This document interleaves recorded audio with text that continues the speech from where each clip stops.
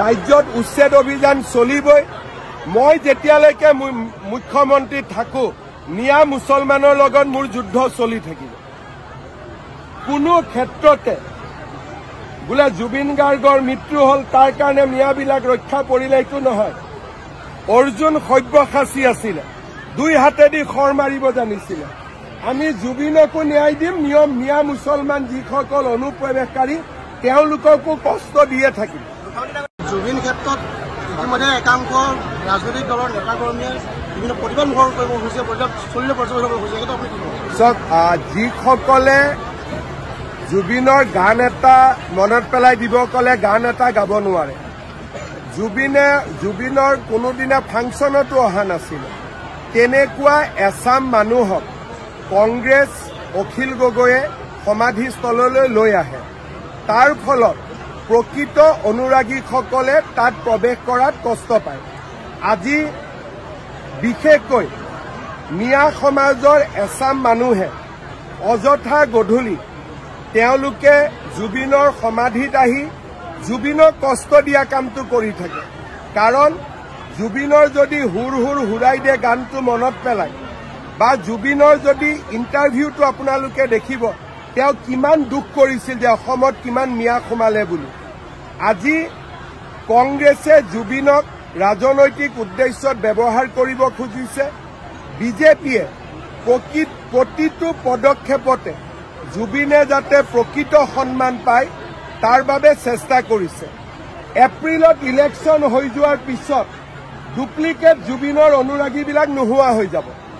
এই যিটো কাম চলি আছে অকল ইলেকশ্যনৰ কাৰণে, যিদিনাখনে ইলেকশ্যন শেষ হ'ব ডুপ্লিকেট অনুৰাগীবিলাক নোহোৱা হ'ব আৰু প্ৰকৃত অনুৰাগীবিলাক সদায়ৰ কাৰণে থাকি যাব।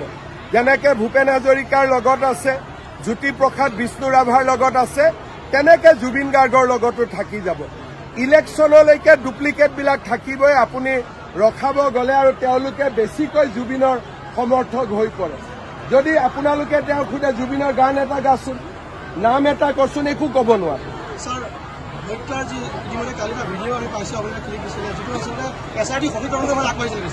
SITয়ে বহুত ভাল পথত আগবাঢ়িছে। বহুত ভাল তথ্য, বিস্ফোৰক তথ্য আমাৰ হাতত পৰিছে।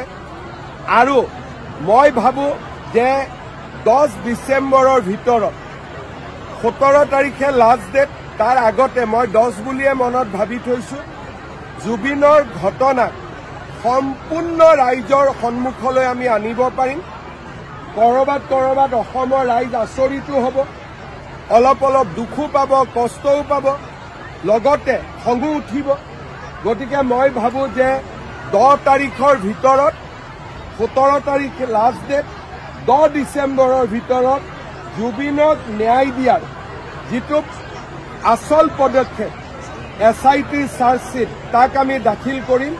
আৰু ৰাইজে এক প্ৰকাৰ ক'ব গ'লে বহু বছৰ জুৰি জুবিনৰ লগত হৈ থকা বহুত দুখ আৰু বেদনা ভৰা কাহিনী গম পাব।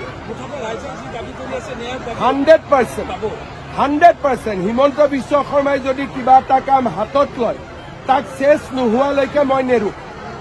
যিবিলাকে চিঞৰি জুবিনৰ ন্যায় বিচাৰি আছে আৰু মই দিনে ৰাতিয়ে নোখোৱাকৈ কষ্ট কৰি আছো যাতে জুবিনে ন্যায় পাব পাৰে। SITৰ মেম্বাৰবিলাকে কষ্ট কৰি আছে, পুলিচে কষ্ট কৰি আছে।